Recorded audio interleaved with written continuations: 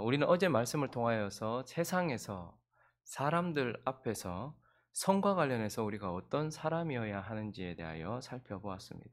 이제 이어지는 오늘 본문은 매우 직접적이고 또 구체적으로 우리에게 18절을 보시면 명령을 하고 있는데 어떻게 명령하고 있습니까? 18절 읽습니다. 시작.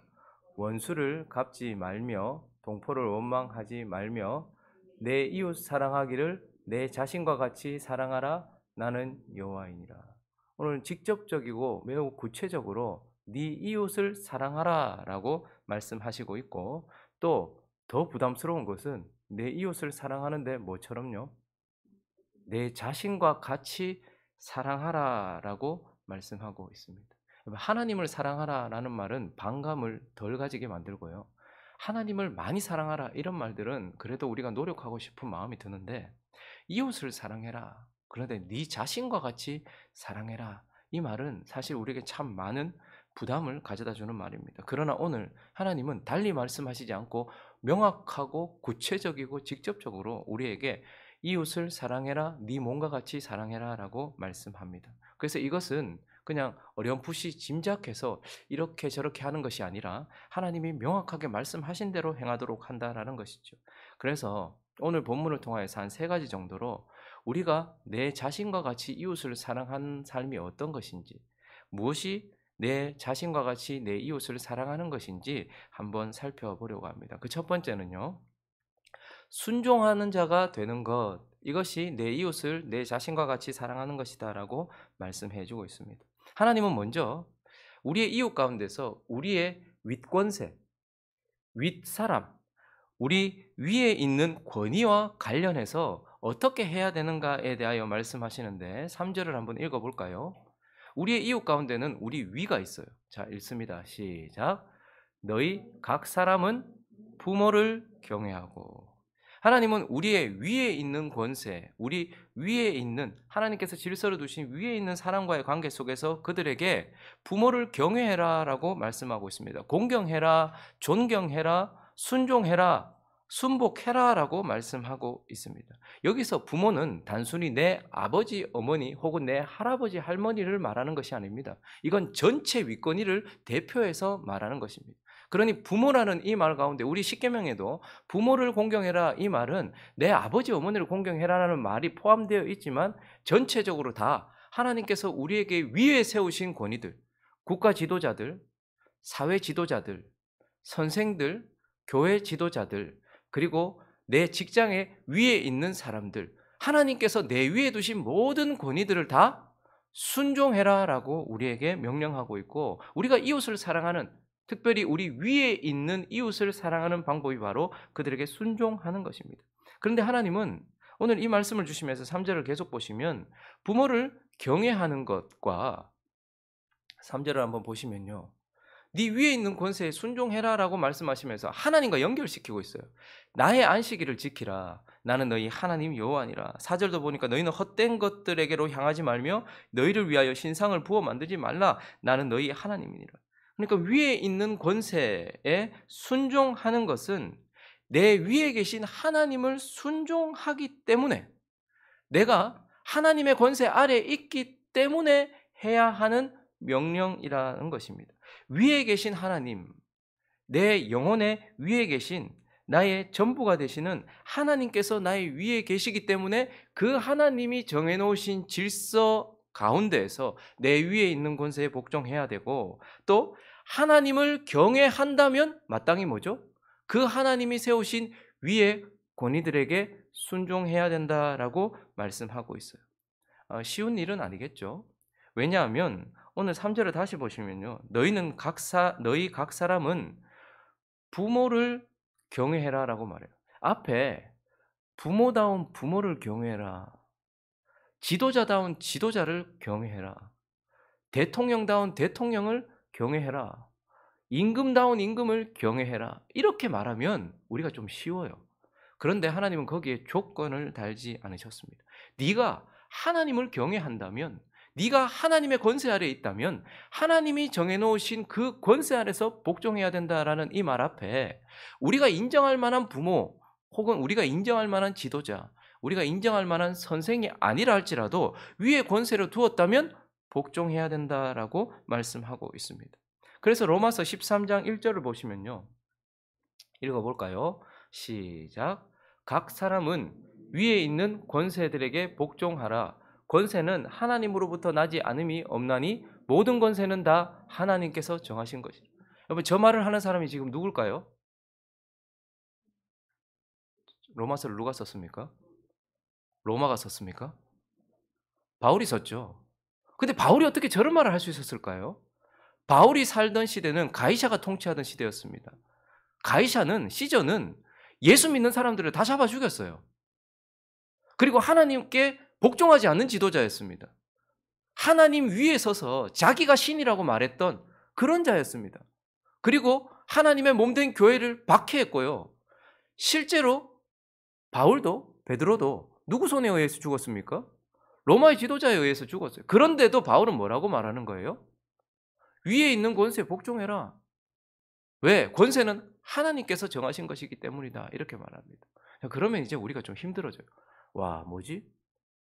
와, 하나님 제대로 섬기지 않고 하나님을 반역하고 교회를 잔멸하려고 하는 그런 지도자들한테 순종하라고. 와, 이거 이러다가 내가 죄를 짓는 것 아닌가 이런 생각이 듭니다. 그러나 지금 여기서 말하는 것은 그들이 하는 말 가운데서 모든 것에 다 복종하라는 것이 아니라 하나님이 정해놓으신 질서를 인정하라는 거예요.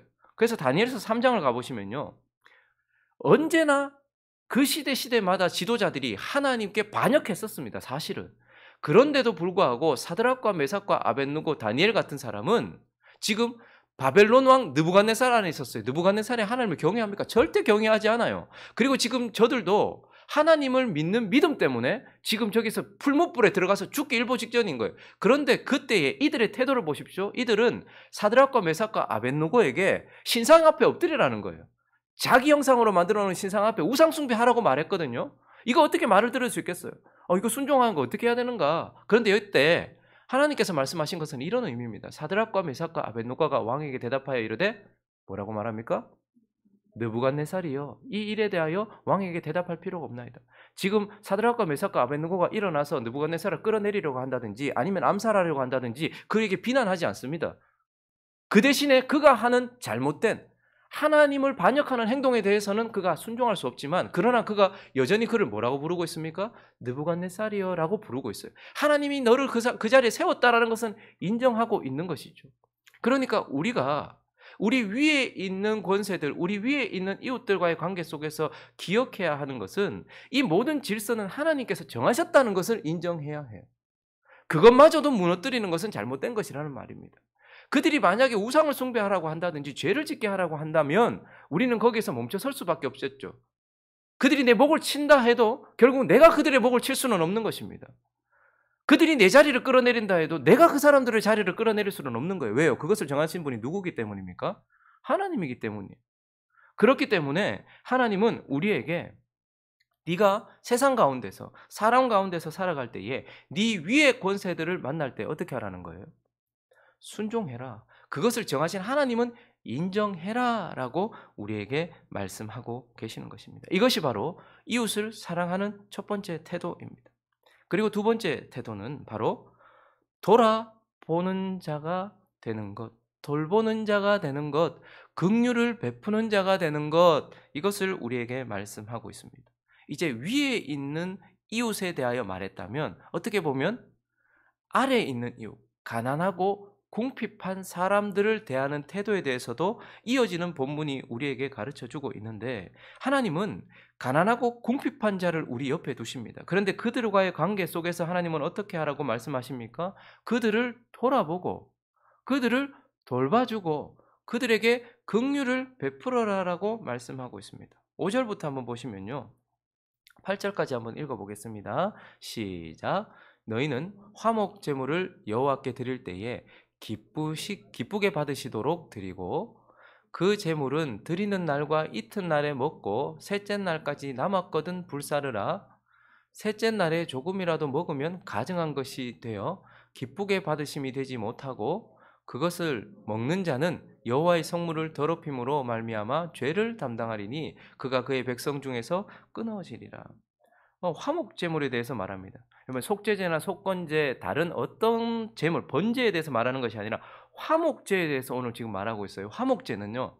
모든 제사들 중에 가장 특별한 제사였습니다. 왜냐하면 화목제물은 하나님께서 그 제사를 드린 자에게 얼마를 돌려주세요.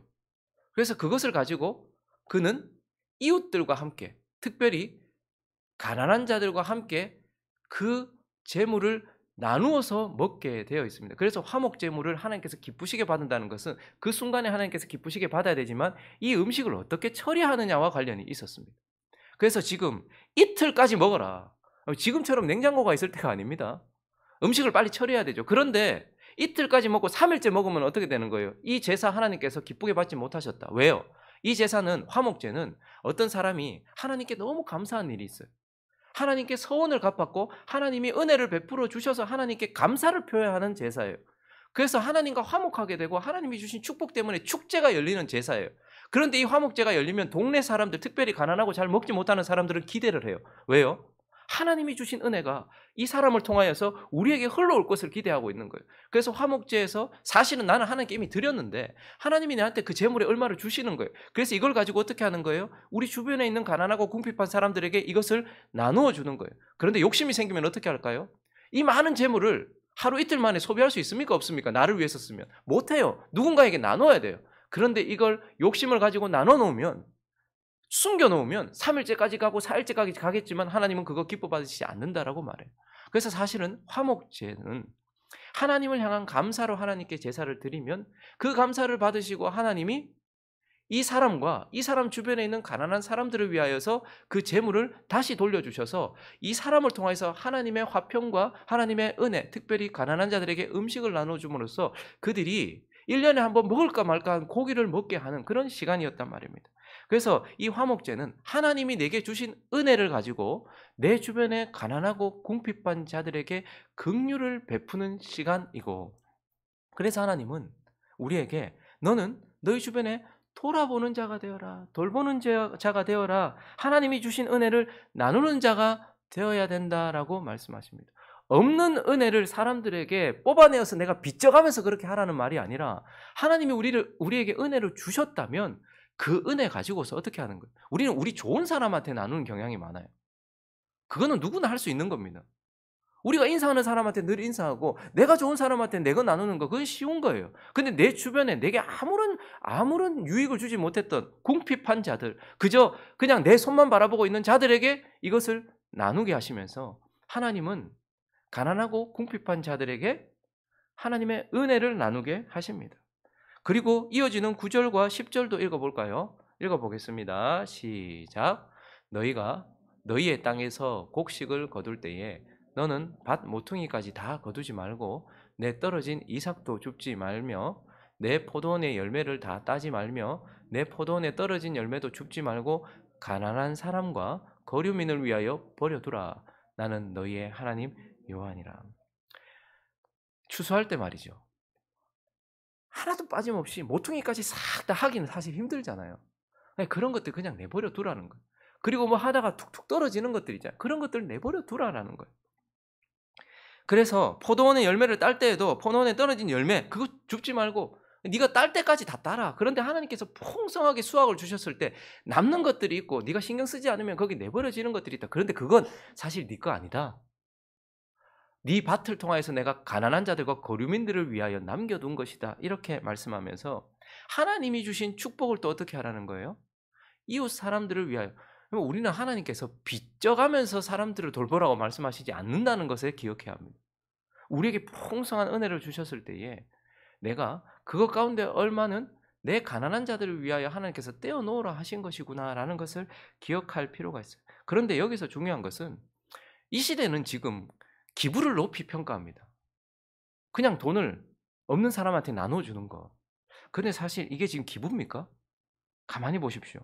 땅에 곡식을 거둘 때 밥 모퉁이 다 거두지 말고 놔둬요. 그리고 떨어진 것도 거기 그냥 놔둬요. 포도원도 떨어진 포도원에 있는 떨어진 열매도 그냥 놔둬요. 그럼 이게 기부입니까? 룻기를 우리가 살펴볼 때요. 룻이 어떻게 했습니까? 그냥 보아스의 밭에 가가지고 그냥 받았습니까? 아니면 거기에 모퉁이나 떨어진 이삭을 그가 주우면서 노동을 했습니까? 노동을 하게 돼요. 그러니까 이 거류민들과 또 연약한 자들, 가난한 자들도요. 그냥 가서 손 벌려 가지고 얻은 게 아니에요. 그들도 부자의 밭이나 풍성한 밭에 가서 노동을 하고 그들이 그 노동의 대가로 그것을 받았기 때문에 하나님께 감사하게 되고 또 노동을 할 수 있도록 은혜를 주신 그 주인에게도 감사하게 되면서 자기 스스로가 갱생되는 사람은 아무 일도 하지 않게 그냥 그대로 내버려 두면 그냥 계속 그렇게 있어요. 그런데 그것은 사회복지가 아닙니다. 사회복지는 진짜 이 사람이 일하게 하면서 그 사람이 실제로 자기의 노동과 자기를 움직여서 자기 자신을 살게 만들어주는 것이 이웃을 진짜 사랑하는 것이고 가난한 자를 진짜 사랑하는 거예요. 그래서 하나님은 아무 노동의 대가 없이 그냥 받아 먹는 삶이 아니라 그 사람도 일하게 하면서 그것을 통해서 그 사람이 살아나도록 하고 노동의 대가로 그 일의 대가를 받도록 했던 것입니다. 그래서 가난한 자를 돌아볼 때에 하나님의 은혜를 나누고 하나님의 풍성함을 그들이 일한 대가로 가지고서 그들의 삶을 영위할 수 있도록 하나님은 우리 주변에 도와주라라고 말씀하고 있고 우리 가난한 이웃에게 이렇게 해야 된다라고 말씀하고 있습니다. 그리고 마지막으로 한 가지 더 살펴보면요. 이제 일반적으로 우리 옆에 두신 이웃에게 우리는 믿을 만한 자가 되는 것. 이것이 이웃을 내 자신과 같이 사랑하는 일반적인 원리입니다. 신실한 자가 되는 것, 믿을 만한 자가 되는 것. 이것이 우리가 우리 주변에 있는 이웃에게 해야 되는 태도입니다. 보면 이제 우리 옆에는 많은 종류의 사람들이 있어요. 그런데 정말 구체적으로 지금 한 7가지 정도를 쭉 우리에게 말하는데 또 이어지는 11절부터 보시면 먼저 이웃을 사랑하는 구체적인 태도. 하나는 너희는 뭐 하지 말며? 도둑질하지 말아라. 가진 자가 내가 옆에 있어도 믿을 만하도록 지키지 않아도 되는 그게 지적 재산이든 물질적 재산이든 뭐 명예든 뭐든 간에 우리는 남의 것을 훔치지 않도록 해야 된다는 거예요. 우리의 손이 정직해야 된다는 거예요. 그래서 우리 옆에 있는 사람이 자기가 가지고 있는 것 때문에 내가 옆에 있으면 뭔가 잃어버리지는 않을까. 두려워하지 않도록 해야 된다는 말이에요. 신실한 자가 되어야 된다는 말입니다. 그리고요, 우리의 입도 정직해야 된다고 말합니다. 속이지 말며 서로 거짓말하지 말고 12절도 보시면 내 이름으로 뭐 하지 말라? 거짓 맹세하지 말라. 여러분 우리 너무 쉽게 얘기해요. 거짓말을 사단은 거짓의 압입니다. 하나님은 진리이십니다. 그런데 우리는 우리 입에서 그냥 거짓말이 뭐 백색 거짓말, 선한 거짓말 뭐 그런 건 없습니다. 거짓말은 거짓말인 거예요. 그런데 우리는 너무 쉽게 왜 사람이 거짓말합니까? 어떤 상황을 쉽게 모면하려고 하거나 그냥 넘어가기 위해서 하는 거예요. 집에 있으면서도 그죠. 애들한테도 거짓말 시켜요. 엄마 없다 캐라. 그 애들 어떻게 되겠습니까? 아니 왜 그 못하셨습니까? 그러면 솔직하게 얘기하면 몸이 아파서. 여러분 그건 다 거짓말입니다. 그러면 다음부터 우리 옆에 있는 사람은 우리가 옳은 말을 해도 절대 듣지 않습니다. 우리 양치기 소년 이야기 애들한테 가르치잖아요. 근데 우리가 얼마나 양치기가 되어서 애들한테 그렇게 했는지 몰라요. 우리 주변의 사람들이 그렇게 제가 뭐 며칠까지 가겠습니다. 예, 제가 그거 꼭 해드릴게요. 예, 그거 뭐 이번 주 안에 가겠습니다. 이번 주 안에 안 와요.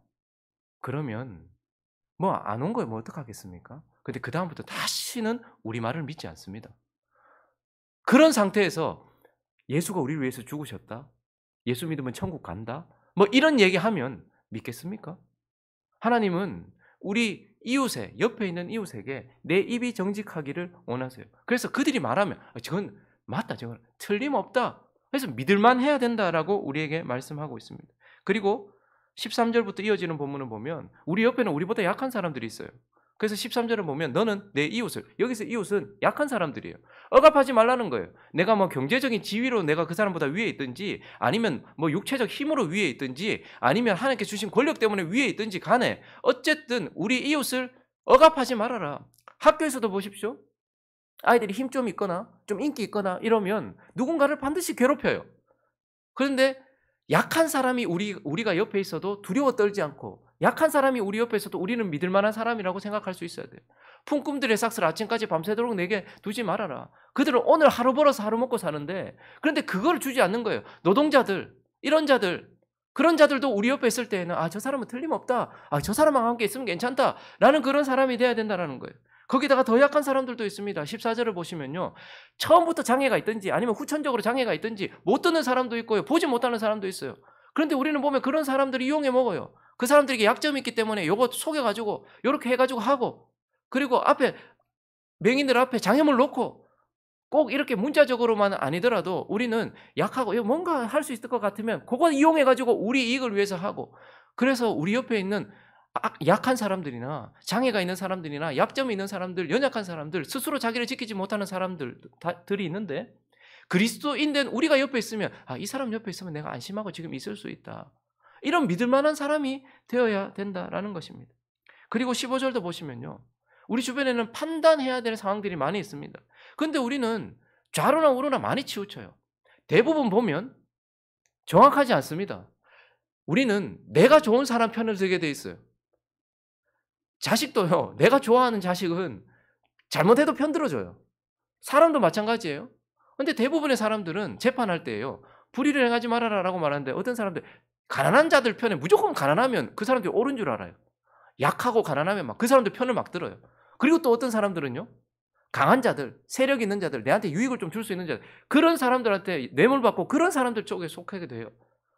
무턱대고 가난한 자들에게 막 이렇게 편을 들거나, 아니면 강한 자에게 편을 들거나 내가 좋은 자에게 편을 든단 말이죠. 그런데 하나님은 판단할 때에 옳은 편을 들어라라고 말해요. 옳은 편. 그 사람이 가난하든 강하든 뭐가 옳은지를 판단하고, 그래서 우리 주변에 있는 사람들이 저 사람이 말하면 틀림없다. 저 사람은 치우쳐서 말하는 사람이 아니다. 라는 사람이 되어야 된다라고 말하고 있어요. 그리고 16절도 보시면요. 비방하지 말라. 내 이웃의 피를 흘려 이익을 도모하지 말라. 비방은 보이지 않는 우리의 영혼을 향한 살인이고요. 피를 흘리는 것은 내 육체를 향한 살인입니다. 왜 할까요? 그거 가지고 자기 이익이 되기 때문에 그래요. 여러분, 교회 안에도 비방하는 사람, 여러분, 교회가 어떤 한 사람이 간음해가지고 교회 무너지는 거 보셨습니까? 우리 교회에 그 간음한 사람이 있어. 우리 교회에 그 사기친 사람이 있어. 그런 사람이 있어서 교회 무너지는 거 보셨습니까? 대부분 교회는 뭐죠? 비방하는 사람들이 세를 형성하기 시작하고, 그런 사람들의 말 한마디 한마디가 사람을 죽여요.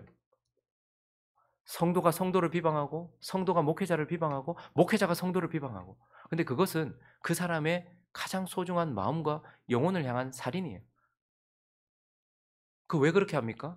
그걸 통하여 자기가 얻는 게 있기 때문에. 자기가 마음에 들지 않는 사람을 비방하거나 자기의 무엇인가를 주장하기 위해서 비방한단 말입니다.